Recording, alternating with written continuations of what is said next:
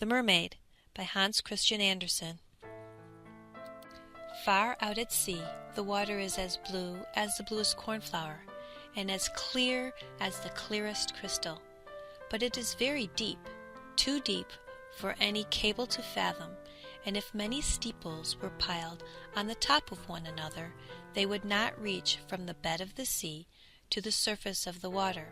It is down there that the mermen live. Now, don't imagine that there are only bare white sands at the bottom. Oh no, the most wonderful trees and plants grow there, with such flexible stalks and leaves that at the slightest motion of the water they move just as if they were alive. All the fish, big and little, glide among the branches just as, up here, birds glide through the air. The palace of the Merman King lies in the very deepest part. Its walls are of coral, and the long pointed windows of the clearest amber. But the roof is made of mussel shells, which open and shut with the lapping of the water. This has a lovely effect, for there are gleaming pearls in every shell, any one of which would be the pride of a queen's crown. The Merman King had been for many years a widower, but his old mother kept house for him. She was a clever woman, but so proud of her noble birth that she wore 12 oysters on her tail, while the other grandees were only allowed 6. Otherwise she was worthy of all praise, especially because she was so fond of the little mermaid princesses, her grandchildren. They were 6 beautiful children, but the youngest was the prettiest of all. Her skin was as soft and delicate as a rose leaf, her eyes as blue as the deepest sea. But like all the others, she had no feet, and instead of legs, she had a fish's tail. All the livelong day they used to play in the palace, in the great halls, where living flowers grew out of the walls. When the great amber windows were thrown open, the fish swam in, just as the swallows fly into our rooms when we open the windows. But the fish swam right up to the little princesses, ate out of their hands, and allowed themselves to be patted. Outside the palace was a large garden, with fiery red and deep blue trees, the fruit of which shone like gold, while the flowers glowed like fire on their ceaselessly waving stalks. The ground was of the finest sand, but it was of a blue phosphorescent tint. Everything was bathed in a wondrous blue light down there. You might more readily have supposed yourself to be high up in the air, with only the sky above and below you, than that you were at the bottom of the ocean, in a dead calm. You could just catch a glimpse of the sun, like a purple flower, with a stream of light radiating from its calyx. Each little princess had her own little plot of garden, where she could dig and plant just as she liked.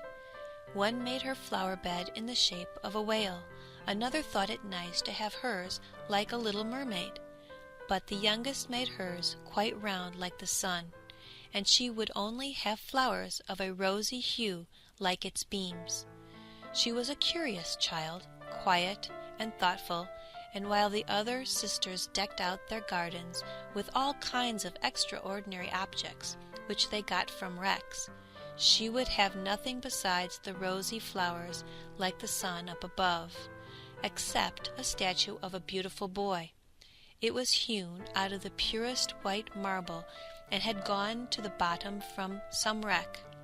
By the statue she planted a rosy red weeping willow, which grew splendidly, and the fresh, delicate branches hung round and over it, till they almost touched the blue sand, where the shadows showed violet and were ever moving like the branches. It looked as if the leaves and the roots were playfully interchanging kisses. Nothing gave her greater pleasure than to hear about the world of human beings up above. She made her old grandmother tell her all that she knew about ships and towns, people and animals. But above all it seemed strangely beautiful to her that up on the earth the flowers were scented, for they were not so at the bottom of the sea. also that the woods were green, and that the fish, which were to be seen among the branches, could sing so loudly and sweetly that it was a delight to listen to them. You see, the grandmother called little birds fish, or the mermaids would not have understood her, as they had never seen a bird. "When you are 15," said the grandmother, "you will be allowed to rise up from the sea and sit on the rocks in the moonlight, and look at the big ships sailing by. You will also see woods and towns." One of the sisters would be 15 in the following year, but the others, well, they were each 1 year younger than the other, so that the youngest had 5 whole years to wait before she would be allowed to come up from the bottom to see what things were like on earth. But each one promised the others to give a full account of all that she had seen, and found most wonderful on the first day. Their grandmother could never tell them enough, for there were so many things about which they wanted information. None of them was so full of longings as the youngest, the very one who had the longest time to wait, and who was so quiet and dreamy. Many a night she stood by the open windows and looked up through the dark blue water, which the fish were lashing with their tails and fins. She could see the moon and the stars. It is true, their light was pale, but they looked much bigger through the water than they do to our eyes.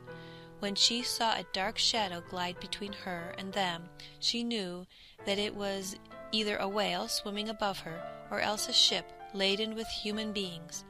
I am certain they never dreamt that a lovely little mermaid was standing down below, stretching up her white hands towards the keel. The eldest princess had now reached her 15th birthday, and was to venture above the water. When she came back, she had hundreds of things to tell them, but the most delightful of all, she said, was to lie in the moonlight on the sandbank in a calm sea, and to gaze at the large town close to the shore, where the lights twinkled like hundreds of stars, to listen to music and the noise and bustle of carriages and people, to see the many church towers and spires, and to hear the bells ringing. And just because she could not go on shore, she longed for that most of all. Oh, how eagerly the youngest sister listened! And when, later in the evening, she stood at the open window and looked up through the dark blue water, she thought of the big town, with all its noise and bustle, and fancied that she could even hear the church bells ringing. The year after, the second sister was allowed to mount up through the water and swim about wherever she liked. The sun was just going down when she reached the surface, the most beautiful sight, she thought, that she had ever seen. The whole sky had looked like gold, she said, and as for the clouds, well, their beauty was beyond description. They floated in red and violet splendor over her head, and far faster than they went, a flock of wild swans flew like a long white veil over the water towards the setting sun. She swam towards it, but it sank, and all the rosy light on clouds and water faded away. The year after that, the third sister went up, and, being much the most adventuresome of them all, swam up a broad river which ran into the sea. She saw beautiful green, vine-clad hills, palaces and country seats peeping through splendid woods. She heard the birds singing, and the sun was so hot that she was often obliged to dive to cool her burning face.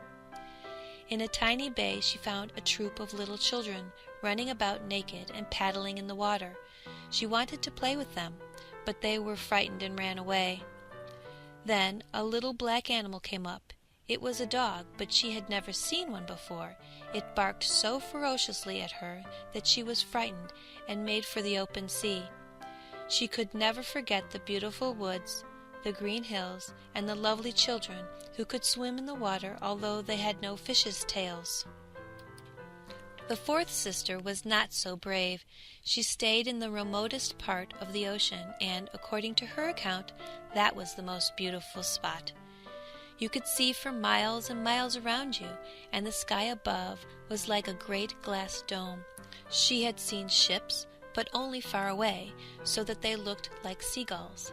There were grotesque dolphins turning somersaults, and gigantic whales squirting water through their nostrils like hundreds of fountains on every side. Now the fifth sister's turn came. Her birthday fell in the winter, so that she saw sights that the others had not seen on their first trips. The sea looked quite green, and large icebergs were floating about, each one of which looked like a pearl, she said, but was much larger than the church towers built by men. They took the most wonderful shapes and sparkled like diamonds.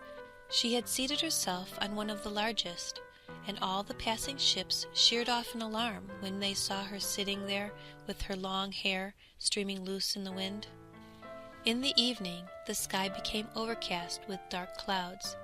It thundered and lightened, and the huge icebergs, glittering in the bright lightning, were lifted high into the air by the black waves.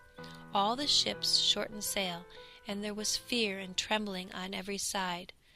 But she sat quietly on her floating iceberg, watching the blue lightning flash in zigzags down onto the shining sea. The first time any of the sisters rose above the water, she was delighted by the novelties and beauties she saw. But once grown up, and at liberty to go where she liked, she became indifferent and longed for her home. In the course of a month or so, they all said that, after all, their own home in the deep was best. It was so cozy there. Many an evening the five sisters, interlacing their arms, would rise above the water together. They had lovely voices, much clearer than any mortal, and when a storm was rising, and they expected ships to be wrecked, they would sing in the most seductive strains of the wonders of the deep, bidding the seafarers to have no fear of them. But the sailors could not understand the words. They thought it was the voice of the storm. Nor could it be theirs to see this Elysium of the deep, for when the ship sank they were drowned, and only reached the merman's palace in death.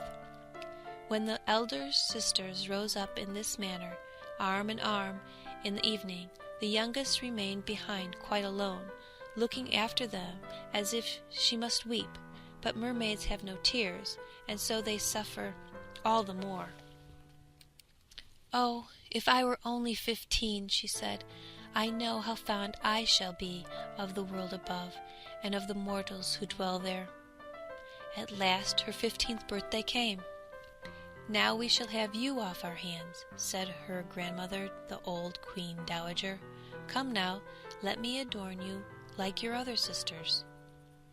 And she put a wreath of white lilies round her hair, but every petal of the flowers was half a pearl. Then the old queen had 8 oysters fixed onto the princess's tail to show her high rank. "But it hurts so," said the little mermaid. "You must endure the pain for the sake of the finery," said her grandmother. But oh, how gladly would she have shaken off all this splendor, and laid aside the heavy wreath. Her red flowers in her garden suited her much better, but she did not dare to make any alteration. "Good-bye," she said, and mounted as lightly and airily as a bubble through the water. The sun had just set when her head rose above the water, but the clouds were still lighted up with a rosy and golden splendor, and the evening stars sparkled in the soft pink sky. The air was mild and fresh, and the sea as calm as a mill-pond. A big 3-masted ship lay close by, with only a single sail set, for there was not a breath of wind, and the sailors were sitting about the rigging, on the cross-trees, and at the mastheads. There was music and singing on board, and as the evening closed in, hundreds of gaily colored lanterns were lighted. They looked like the flags of all the nations waving in the air. The little mermaid swam right up to the cabin windows, and every time she was lifted by the swell, she could see through the transparent panes crowds of gaily dressed people. The handsomest of them all was the young prince, with large, dark eyes. He could not be much more than 16, and all these festivities were in honor of his birthday. The sailors danced on deck, and when the prince appeared among them, hundreds of rockets were let off, making it as light as day, and frightening the little mermaid so much that she had to dive under the water. She soon ventured up again, and it was just as if all the stars of heaven were falling in showers round about her. She had never seen such magic fires. Great suns whirled around. Gorgeous firefish hung in the blue air, and all was reflected in the calm and glassy sea. It was so light on board the ship that every little rope could be seen, and the people still better. Oh, how handsome the prince was! How he laughed and smiled as he greeted his guests, while the music rang out in the quiet night. It got quite late, but the little mermaid could not take her eyes off the ship and the beautiful prince.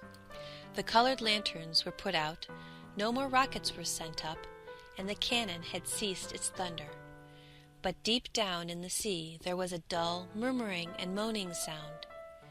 Meanwhile she was rocked up and down on the waves, so that she could look into the cabin. But the ship got more and more way on. Sail after sail was filled by the wind.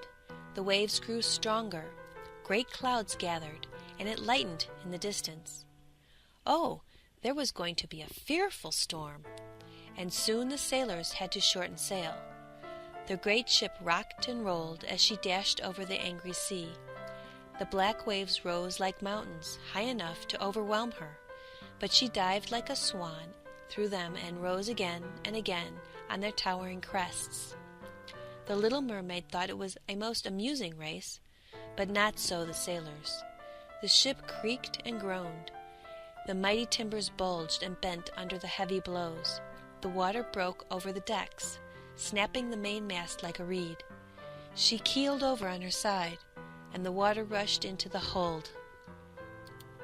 Now the little mermaid saw that they were in danger, and she had for her own sake to be aware of the floating beams and wreckage.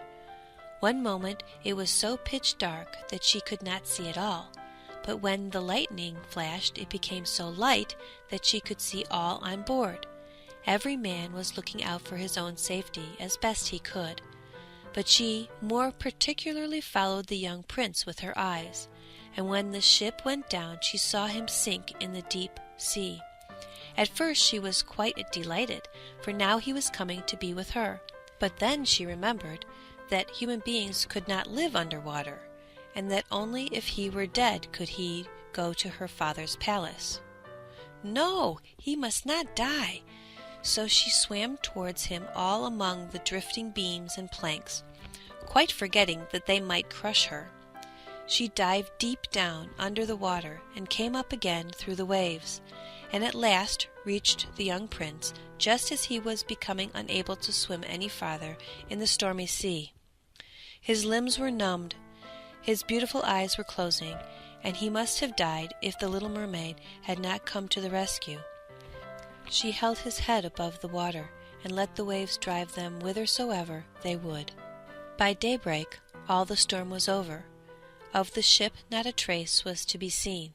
The sun rose from the water in radiant brilliance, and his rosy beams seemed to cast a glow of life into the prince's cheeks. But his eyes remained closed. The mermaid kissed his fair and lofty brow and stroked back the dripping hair. It seemed to her that he was like the marble statue in her little garden. She kissed him again and longed that he might live. At last she saw dry land before her, high blue mountains on whose summits the white snow glistened as if a flock of swans had settled there. Down by the shore were beautiful green woods, and in the foreground a church or temple. She did not quite know which, but it was a building of some sort. Lemon and orange trees grew in the garden, and lofty palms stood by the gate. At this point the sea formed a little bay where the water was quite calm, but very deep, right up to the cliffs. At their foot was a strip of fine white sand to which she swam with the beautiful prince, and laid him down on it, taking great care that his head should rest high up in the warm sunshine. The bells now began to ring in the great white building, and a number of young maidens came into the garden. Then the little mermaid swam further off behind some high rocks and covered her hair and breast with foam, so that no one should see her little face, and then she watched to see who would discover the poor prince. It was not long before one of the maidens came up to him. At first she seemed quite frightened, but only for a moment, and then she fetched several others, and the mermaid saw that the prince was coming to life, and that he smiled at all those around him, but he never smiled at her. You see, he did not know that she had saved him. She felt so sad that when he was led away into the great building, she dived sorrowfully into the water and made her way home to her father's palace. Always silent and thoughtful, she became more so now than ever. Her sisters often asked her what she had seen on her first visit to the surface, but she never would tell them anything. Many an evening and many a morning she would rise to the place where she had left the prince. She saw the fruit in the garden ripen, and then gathered. She saw the snow melt on the mountain tops, but she never saw the prince, so she always went home still sadder than before. At home, her only consolation was to sit in her little garden with her arms twined around the handsome marble statue, which reminded her of the prince. It was all in gloomy shade now, as she had ceased to tend her flowers, and the garden had become a neglected wilderness of long stalks and leaves entangled with the branches of the tree. At last she could not bear it any longer, so she told one of her sisters, and from her it soon spread to the others, but to no one else except for one or two other mermaids, who only told their dearest friends. One of these knew all about the prince. She had also seen the festivities on the ship. She knew where he came from and where his kingdom was situated. "Come, little sister," said the other princesses, and throwing their arms around each other's shoulders, they rose from the water in a long line just in front of the prince's palace. It was built of light yellow glistening stone, with great marble staircases, one of which led into the garden. Magnificent gilded cupolas rose above the roof, and spaces between the columns which encircled the building were filled with life-like marble statues. Through the clear glass of the lofty windows you could see gorgeous halls adorned with costly silken hangings, and the pictures on the walls were a sight worth seeing. In the midst of the central hall a large fountain played, throwing its jets of spray upwards to the glass dome in the roof, through which the sunbeams lighted up the water and the beautiful plants which grew in the great basin. She knew now where he lived, and often used to go there in the evenings and by night over the water. She swam much nearer the land than any of the others dared. She even ventured right up the narrow channel under the splendid marble terrace which threw a long shadow over the water. She used to sit here looking at the young prince, who thought he was quite alone in the clear moonlight. She saw him many an evening sailing about in his beautiful boat, with flags waving and music playing. She used to peep through the green rushes, and if the wind happened to catch her long silvery veil, and anyone saw it, only thought it was a swan flapping its wings.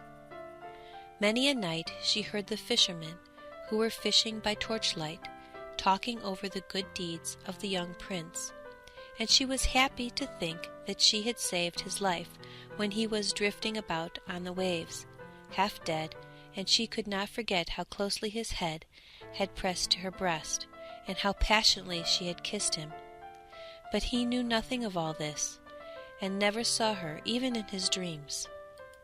She became fonder and fonder of mankind, and longed more and more to be able to live among them. Their world seemed so infinitely bigger than hers. With their ships they could scour the ocean, they could ascend the mountains high above the clouds, and their wooded, grass-grown lands extended farther than her eye could reach. There was so much that she wanted to know, But her sisters could not give an answer to all her questions, so she asked her old grandmother, who knew the upper world well, and rightly called it the country above the sea. "If men were not drowned," asked the little mermaid, "do they live forever? Do they not die as we do down here in the sea?" "Yes," said the old lady, "they have to die too, and their lifetime is even shorter than ours. We may live here for 300 years, but when we cease to exist we become mere foam on the water and do not have so much as a grave among our dear ones. We have no immortal souls. We have no future life. We are just like the green seaweed, which, once cut down, can never revive again. Men, on the other hand, have a soul which lives forever, lives after the body has become dust. It rises through the clear air up to the shining stars. Just as we rise from the water to see the land of mortals, so they rise up to unknown beautiful regions which we shall never see." "Why have we no mortal souls?" asked the little mermaid sadly. "I would give all my 300 years to be a human being for one day, and afterwards to have a share in the heavenly kingdom." "You must not be thinking about that," said the grandmother. "We are much better off and happier than human beings." "Then I shall have to die and to float as foam on the water and never hear the music of the waves or see the beautiful flowers or the red sun? Is there nothing I can do to gain an immortal soul?" "No," said the grandmother, "only if a human being so loved you that you were more to him than father or mother. If all his thoughts and all his love were so centered in you that he would let the priest join your hands and would vow to be faithful to you here and to all eternity, then your body would become infused with his soul. Thus, and only thus, could you gain a share in the felicity of mankind. He would give you a soul while yet keeping his own, but that can never happen. That which is your greatest beauty in the sea, your fish's tail, is thought hideous up on earth. So little do they understand about it. To be pretty there, you must have 2 clumsy supports, which they call legs." Then the little mermaid sighed, and looked sadly at her fish's tail. "Let us be happy," said the grandmother. "We will hop and skip during our 300 years of life. It is surely a long enough time, and after it is over we shall rest all the better in our graves. There is to be a court ball tonight." This was much more splendid an affair than we ever see on earth. The walls and the ceiling of the great ballroom were of thick but transparent glass. Several hundred of colossal mussel shells, rose red and grass green, were arranged in order around the sides holding blue lights, which illuminated the whole room and shone through the walls, so that the sea outside was quite lit up. You could see countless fish, great and small, swimming towards the glass walls, some with shining scales of crimson hue, while others were golden and silvery. In the middle of the room was a broad stream of running water, and on this the mermaids and mermen danced to their own beautiful singing. No earthly beings have such lovely voices. The little mermaid sang more sweetly than any of them, and they all applauded her. For a moment she felt glad at heart, for she knew that she had the finest voice either in the sea or on land. But she soon began to think again about the upper world. She could not forget the handsome prince and her sorrow in not possessing, like him, an immortal soul. Therefore she stole out of her father's palace, and while all within was joy and merriment, she sat sadly in her little garden. Suddenly she heard the sound of a horn through the water. She thought, "Now he is out sailing up there, he whom I love more than father or mother, he to whom my thoughts cling, and to whose hands I am ready to commit the happiness of my life. I will dare anything to win him and to gain an immortal soul. While my sisters are dancing in my father's palace, I will go to the sea witch, of whom I have always been very much afraid. She will perhaps be able to advise and help me." Thereupon the little mermaid left the garden and went towards the roaring whirlpools, at the back of which the witch lived. She had never been that way before.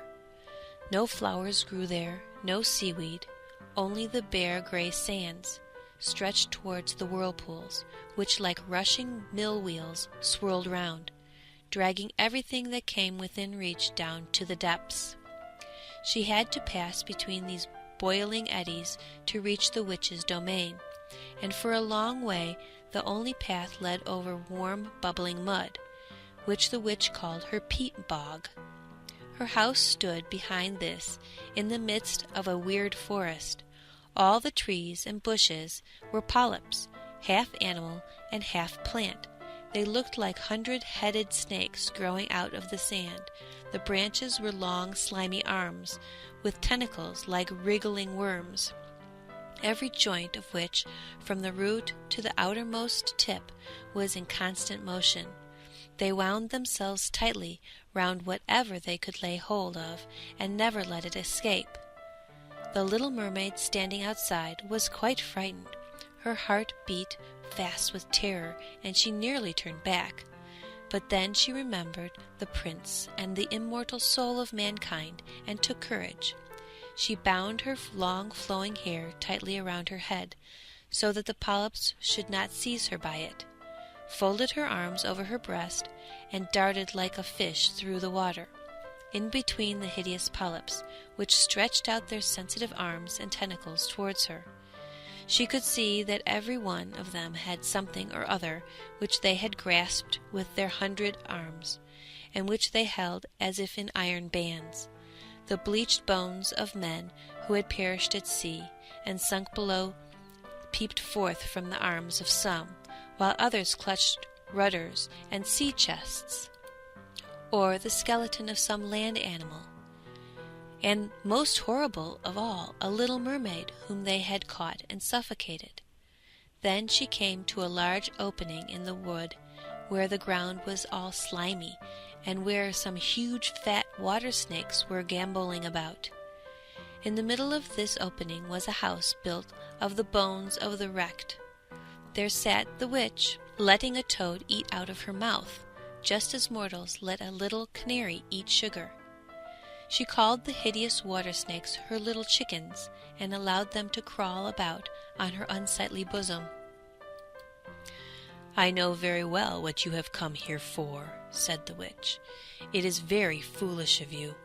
All the same, you shall have your way, because it will lead you into misfortune, my fine princess.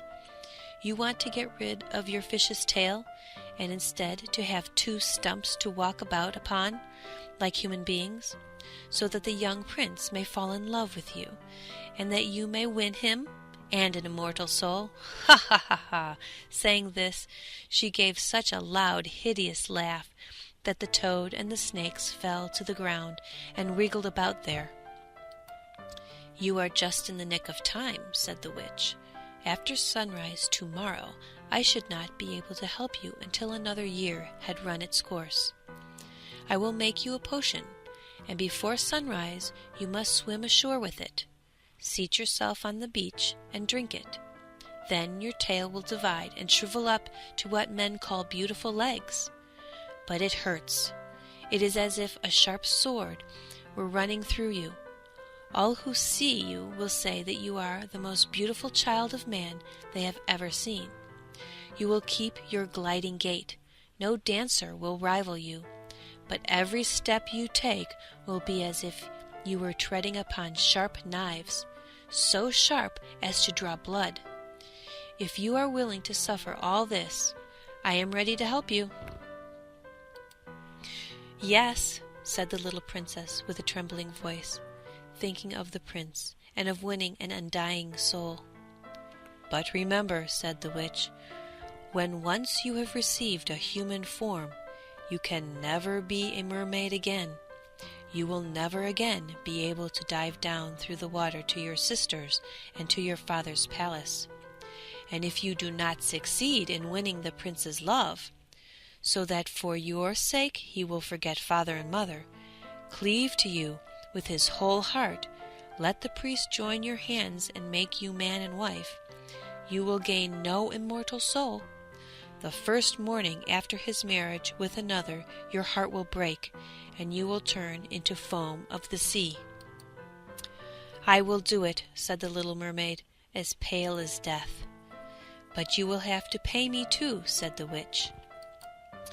"And it is no trifle that I demand. You have the most beautiful voice of any at the bottom of the sea, and I dare say that you think you will fascinate him with it. But you must give me that voice. I will have the best you possess in return for my precious potion. I have to mingle my own blood with it so as to make it as sharp as a two-edged sword." "But if you take my voice," said the little mermaid, "what have I left?" "Your beautiful form," said the witch, "your gliding gait, and your speaking eyes. With these you ought surely be able to bewitch a human heart. Well, have you lost courage? Put out your little tongue, and I will cut it off in payment for the powerful draught." "Let it be done," said the little mermaid, and the witch put on her cauldron to brew the magic potion. "There is nothing like cleanliness," said she, as she scoured the pot with a bundle of snakes. Then she punctured her breast and let the black blood drop into the cauldron, and the steam took the most weird shapes, enough to frighten anyone. Every moment the witch threw new ingredients into the pot, and when it boiled, the bubbling was like the sound of crocodiles weeping. At last the potion was ready, and it looked like the clearest water. "There it is," said the witch, and whereupon she cut off the tongue of the little mermaid, who was dumb now and could neither sing nor speak. "If the polyps should seize you when you go back through my wood," said the witch, "just drop a single drop of this liquid on them, and their arms and fingers will burst into 1,000 pieces."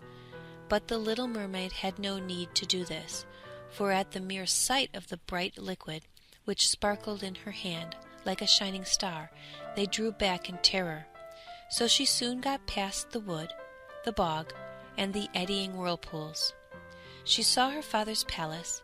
The lights were all out in the great ballroom, and no doubt all the household was asleep. But she did not dare to go in now that she was dumb and about to leave her home forever. She felt as if her heart would break with grief. She stole into the garden and plucked a flower from each of her sister's plots, wafted with her hand countless kisses towards the palace, and then rose up through the dark blue water.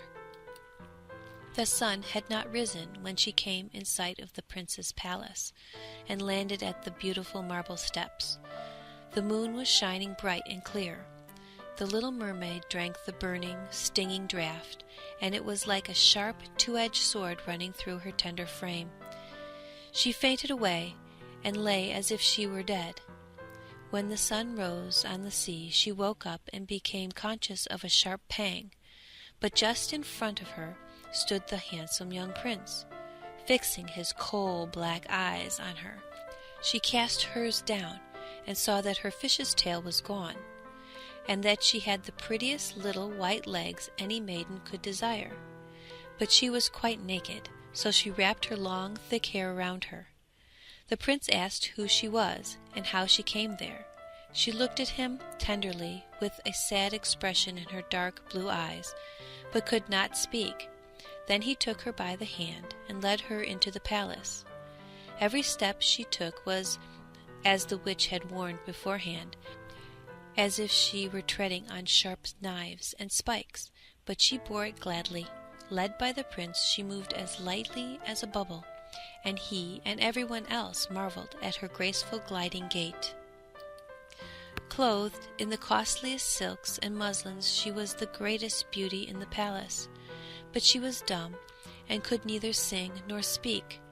Beautiful slaves clad in silks and gold came forward and sang to the prince and his royal parents. One of them sang better than all the others, and the prince clapped his hands and smiled at her. That made the little mermaid very sad, for she knew that she used to sing far better herself. She thought, "Oh, if he only knew that for the sake of being with him I had given up my voice forever." Now the slaves began to dance, graceful, undulating dances to enchanting music, whereupon the little mermaid, lifting her beautiful white arms and raising herself on tiptoe, glided on the floor with a grace which none of the other dancers had yet attained. With every motion, her grace and beauty became more apparent, and her eyes appealed more deeply to the heart than the songs of the slaves. Every one was delighted with it, especially the prince, who called her his little foundling, and she danced on and on, notwithstanding that every time her foot touched the ground it was like treading on sharp knives. The prince said that she should always be near him, and she was allowed to sleep outside his door on a velvet cushion. He had a man's dress made for her, so that she could ride about with him. They used to ride through scented woods, where the green branches brushed her shoulders, and little birds sang among the fresh leaves. She climbed up the highest mountains with the prince, and although her delicate feet bled so that others saw it, she only laughed and followed him until they saw the clouds sailing below them, like a flock of birds taking flight to distant lands. At home, in the prince's palace, when at night the others were asleep, she used to go out onto the marble steps. It cooled her burning feet to stand in the cold sea water, and at such times she used to think of those she had left in the deep. One night her sisters came arm in arm. They sang so sorrowfully as they swam on the water that she beckoned to them, and they recognized her, and told her how she had grieved them all. After that they visited her every night, and one night she saw, a long way out, her old grandmother, who for many years had not been above the water, and the merman king with his crown on his head.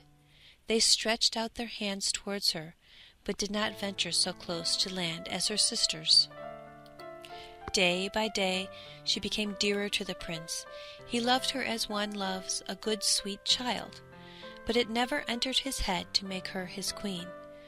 Yet, unless she became his wife, she would never win an everlasting soul, but on his wedding morning would turn into sea foam. "Am I not dearer to you than any of them?" the little mermaid's eyes seemed to say when he took her in his arms and kissed her beautiful brow. "Yes, you are the dearest one to me," said the prince, "for you have the best heart of them all, and you are fondest of me. You are also like a young girl I once saw, but whom I never expect to see again. I was on board a ship which was wrecked. I was driven on shore by the waves, close to a holy temple, where several young girls were ministering at a service. The youngest of them found me on the beach, and saved my life. I saw her but twice. She was the only person I could love in this world. But you are like her. You almost drive her image out of my heart. She belongs to the holy temple, and therefore, by good fortune, you have been sent to me. We will never part." "Alas, he does not know that it was I who saved his life," thought the little mermaid. "I bore him over the sea to the wood where the temple stands. I sat behind the foam and watched to see if anyone would come. I saw the pretty girl he loves better than me." And the mermaid heaved a bitter sigh, for she could not weep. "The girl belongs to the holy temple," he has said. "She will never return to the world. They will never meet again. I am here with him. I see him every day. Yes, I will tend him, love him, and give up my life to him." But now the rumor ran that the prince was to be married to the beautiful daughter of a neighboring king, and for that reason was fitting out a splendid ship. It was given out that the prince was going on a voyage to see the adjoining countries, but it was without doubt to see the king's daughter. He was to have a great suite with him. But the little mermaid shook her head and laughed. She knew the prince's intentions much better than any of the others. "I must take this voyage," he had said to her. "I must go and see the beautiful princess.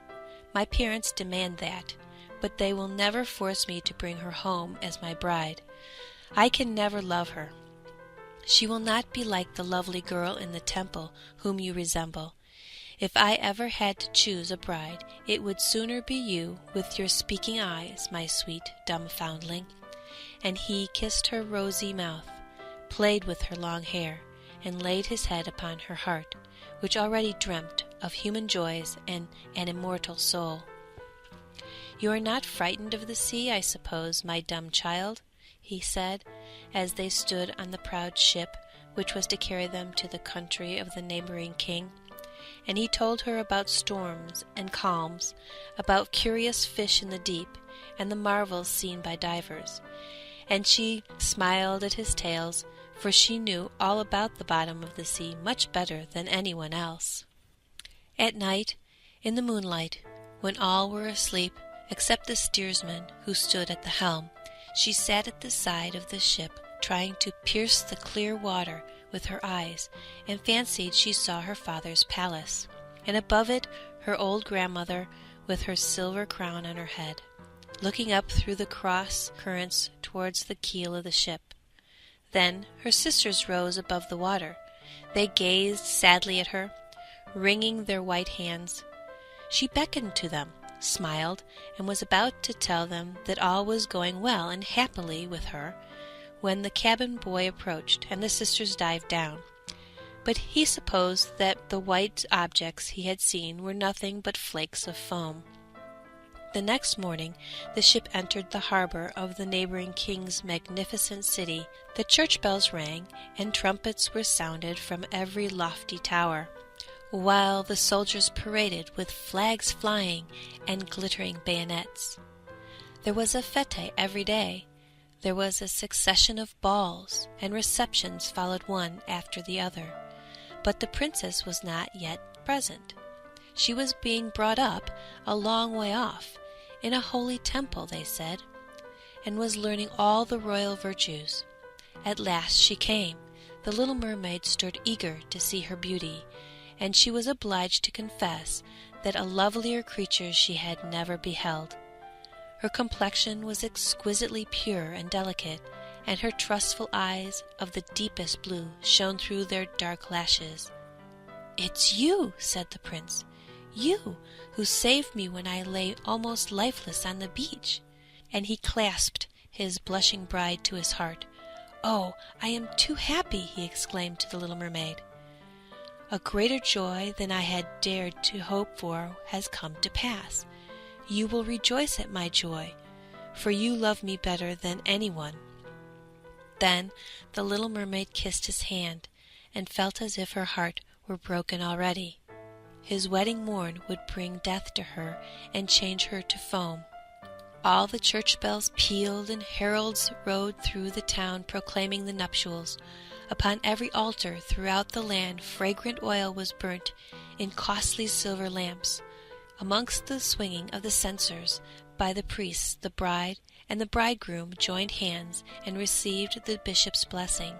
The little mermaid, dressed in silk and gold, stood holding the bride's train, but her ears were deaf to the festal strains.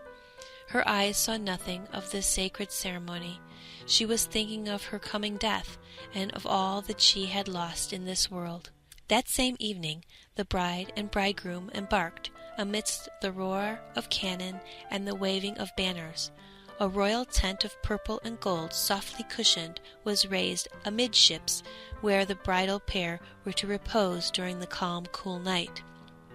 The sails swelled in the wind, and the ship skimmed lightly and almost without motion over the transparent sea. At dusk lanterns of many colors were lighted, and the sailors danced merrily on deck. The little mermaid could not help thinking of the first time she came up from the sea and saw the same splendor and gaiety.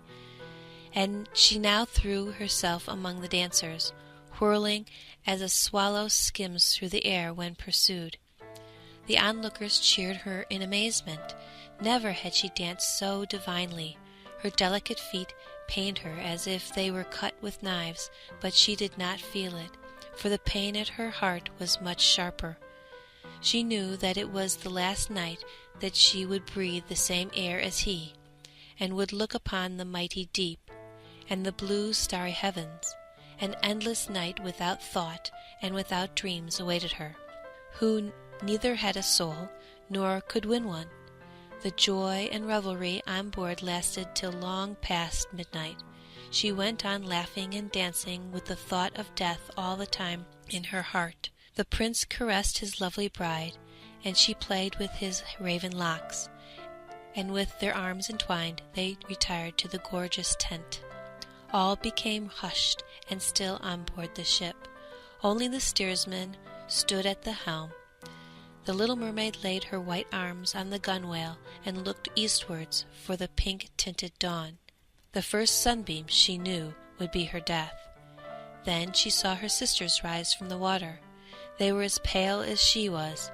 Their beautiful long hair no longer floated on the breeze, for it had been cut off. "We have given it to the witch to attain her help, so that you may not die tonight. She has given us a knife. Here it is. Look how sharp it is. Before the sun rises, you must plunge it into the prince's heart, and when his warm blood sprinkles your feet, they will join together and grow into a tail, and you will once more be a mermaid. You will be able to come down into the water to us, and to live out your 300 years before you are turned into dead, salt sea foam. Make haste! You or he must die before sunrise. Our old grandmother is so full of grief that her white hair has fallen off, as ours fell under the witch's scissors. Slay the prince and come back to us. Quick, quick! Do you not see the rosy streak in the sky? In a few minutes the sun will rise, and then you must die." Saying this, they heaved a wondrous deep sigh and sank among the waves. The little mermaid drew aside the purple curtain from the tent and looked at the beautiful bride asleep with her head on the prince's breast. She bent over him and kissed his fair brow, looked at the sky where the dawn was spreading fast, looked at the sharp knife, and again fixed her eyes on the prince, who, in his dream, called his bride by name. Yes, she alone was in his thoughts. For a moment the knife quivered in her grasp, then she threw it far out among the waves, now rosy in the morning light, and where it fell the water bubbled up like drops of blood. Once more she looked at the prince, with her eyes already dimmed by death, then dashed overboard and fell, her body dissolved into foam. Now the sun rose from the sea, and with its kindly beams warmed the deadly cold foam, so that the little mermaid did not feel the chill of death. She saw the bright sun, and above her floated hundreds of beauteous ethereal beings, through which she could see the white ship and the rosy heavens. Their voices were melodious, but so spirit-like that no human ear could hear them, any more than the earthly eye could see their forms. Light as bubbles, they floated through the air without the aid of wings. The little mermaid perceived that she had a form like theirs. It gradually took shape out of the foam. "To whom am I coming?" she said, and her voice sounded like that of the other beings, so unearthly in its beauty that no music of ours could reproduce it. "To the daughters of the air," answered the others. "A mermaid has no undying soul, and can never gain one without winning the love of a human being. Her eternal life must depend upon an unknown power, nor have the daughters of the air an everlasting soul, but by their own good deeds they may create one for themselves. We fly to the tropics, where mankind is the victim of hot and pestilent winds. There we bring cooling breezes. We diffuse the scent of flowers all around, and bring refreshment and healing in our train. When, For 300 years we have labored to do all the good in our power. We gain an undying soul and take a part in the everlasting joys of mankind. You, poor little mermaid, have with your whole heart struggled for the same thing as we have struggled for. You have suffered and endured, raised yourself to the spirit world of the air, and now, by your own good deeds, you may, in the course of 300 years, work out for yourself an undying soul. Then the little mermaid lifted her transparent arms towards God's Son, and for the first time shed tears. On board ship all was again life and bustle. She saw the prince with his lovely bride searching for her. They looked sadly at the bubbling foam, as if they knew that she had thrown herself into the waves. Unseen, she kissed the bride on her brow, smiled at the prince, and rose aloft with the other spirits of the air to the rosy clouds which sailed above. In 300 years we shall thus float into paradise. We might reach it sooner, whispered one. Unseen, we flit into those homes of men where there are children, and for every day that we find a good child who gives pleasure to its parents and deserves their love, God shortens our time of probation. The child does not know when we fly through the room, and when we smile with pleasure at it, 1 year of our 300 is taken away. But if we see a naughty or badly disposed child, we cannot help shedding tears of sorrow, and every tear adds a day to the time of our probation. The end of The Mermaid by Hans Christian Andersen.